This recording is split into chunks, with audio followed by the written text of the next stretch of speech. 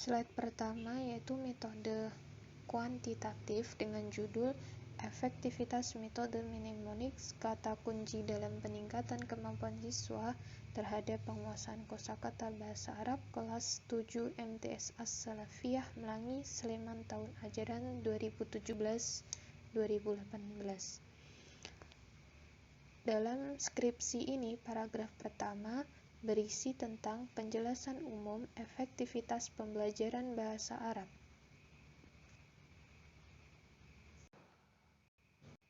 Yaitu berisi tentang penjelasan efektivitas bahasa Arab secara umum, bahwa bahasa Arab merupakan salah satu materi pelajaran pokok yang diajarkan di madrasah, baik ibtidaiyah, sanawiyah maupun aliyah, serta madrasah-madrasah berbasis Islam. Kemudian hadirnya bahasa Arab di Indonesia sejak abad ke-7-8 Masehi, kemudian menjelaskan tentang efektivitas metode, bahwa keberhasilan suatu proses pembelajaran di kelas ditentukan oleh efektivitas metode tersebut. Paragraf kedua yaitu berisi tentang permasalahan dalam meningkatkan kosakata bahasa Arab kelas 7 MTS As-Salafiyah Melangi Sleman. Permasalahannya adalah ketika siswa menemukan kesulitan dalam bahasa Arab,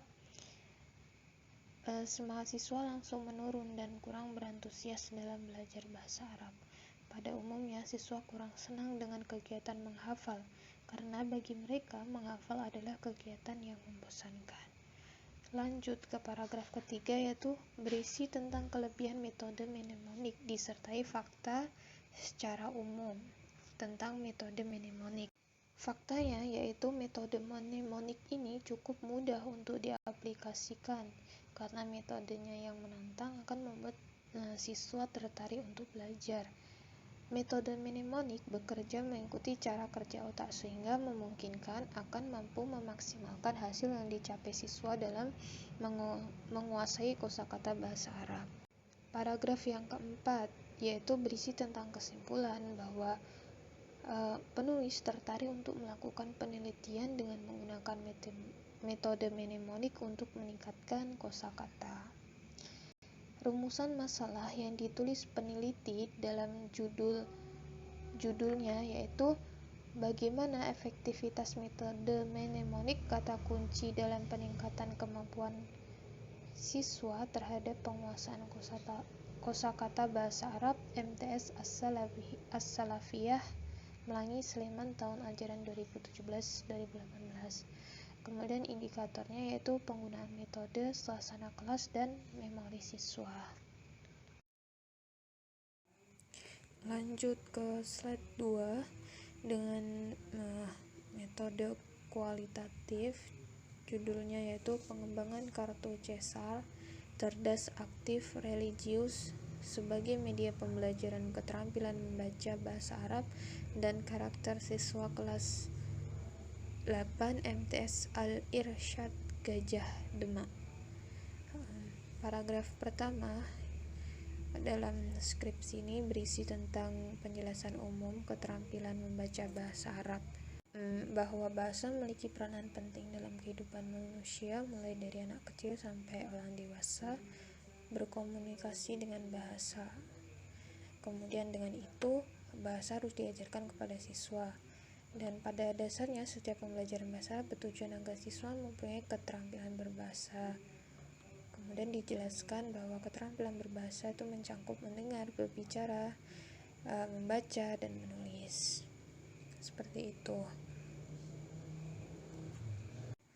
Kemudian paragraf kedua yaitu berisi tentang problem keterampilan membaca bahasa Arab yang ada di lapangan. Permasalahannya adalah tingkat pemahaman para siswa di kelas 8 MTS Al-Irsyad Gajah Demak terhadap suatu teks bacaan bahasa Arab tergolong rendah.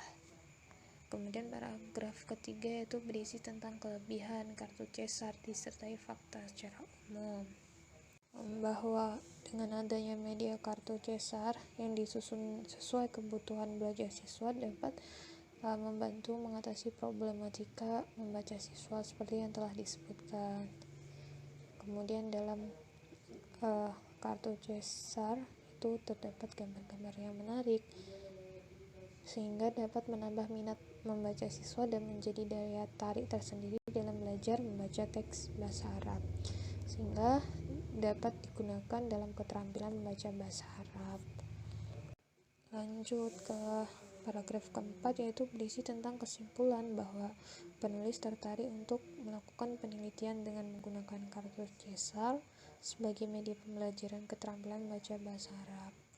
Kemudian rumusan masalah dalam skripsi dengan judul ini yaitu pertama, bagaimana gambaran media pembelajaran bahasa Arab yang saat ini ada di MTS Al-Irsyad Gajah Demak. Kemudian yang kedua yaitu bagaimana kebutuhan siswa dan guru terhadap media pembelajaran bahasa Arab yang berupa kartu Cesar. Yang ketiga, bagaimana prototip dan uji ahli media kartu Cesar. Kemudian indikatornya yaitu penggunaan kartu Cesar, suasana kelas, dan kreativitas guru.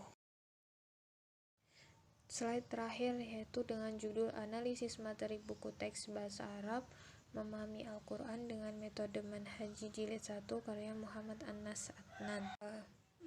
Paragraf pertama dalam skripsi ini berisi tentang penjelasan umum bahasa Arab, menjelaskan bahwa bahasa Arab adalah bahasa jurnalistik, bahasa penyiaran, bahasa hukum, dan bahasa karya tulis di negara-negara Arab. Kemudian bahasa Arab dalam pandangan sebagian besar umat Islam yang memiliki dua sisi yang tidak terpisahkan, yaitu bahasa agama dan bahasa ilmu pengetahuan. Kemudian sementara itu, jika dikatakan bahasa Arab adalah bahasa asing, maka konsekuensinya adalah bahasa Arab diposisikan sebagai bahasa komunikasi yang bukan sebagai prasyarat untuk memahami ilmu-ilmu agama. Kemudian yaitu paragraf kedua berisi tentang penjelasan buku teks secara umum, bahwa buku teks sebagaimana yang telah kita ketahui bahwa terdapat 4 keterampilan berbahasa, yaitu istima', kalam, qiraah, dan kitabah. Kemudian buku ajar merupakan fondasi dasar di semua jenjang pendidikan. Buku ajar membekali para pembelajar dengan aspek-aspek budaya yang diinginkan, mentransfer berbagai pengalaman, pengetahuan, dan hakikat yang dapat meningkatkan kemampuan mereka mengkritisi, menyikapi peristiwa-peristiwanya sebagai salah satu bagian dari proses memahami dan mengetahui. Lanjut ke paragraf ketiga dalam skripsi ini berisi tentang penjelasan buku manhaji secara umum, disertai fakta secara umum, bahwa buku memahami Al-Quran dengan metode Manhaji Jilid 1 hadir dengan menggunakan bahasa Indonesia sebagai bahasa pengantarnya. Kemudian buku ini menarik untuk dianalisis dengan keunikannya yang meliputi bab-babnya, penguasaan bahasa yang sederhana. Buku tersebut mengambil contoh langsung dari Al-Quran. Kemudian dari segi metodenya, buku tersebut mengajak peserta didik untuk mempelajari Al-Quran mulai dari juz 1 secara berturut-turut sampai ke juz 4. Kemudian dari segi waktu, belajarnya peserta didik dalam jangka waktu relatif singkat. 4 juz mampu memahami Al-Quran dan bahasa Arabnya meski dalam batasan-batasan tertentu. Yang terakhir, paragraf keempat dalam skripsi ini berisi tentang kesimpulan bahwa peneliti ingin menganalisis buku tersebut karena tergolong buku yang baru dan belum pernah diteliti oleh orang lain. Rumusan masalahnya yaitu pertama, apakah buku memahami Al-Quran dengan metode Manhaji Jilid 1 yang disusun oleh Muhammad Anas Adnan kriteria buku teks yang baik dan dari segi materi. Yang kedua, apakah penyajian materi buku memahami Al-Quran dengan metode Manhaji Jilid 1 yang disusun oleh Muhammad Anas Adnan telah sesuai dengan konsep seleksi, gradasi, presentasi, dan repetisi. Kemudian indikatornya yaitu penggunaan metode, penggunaan buku teks bahasa Arab.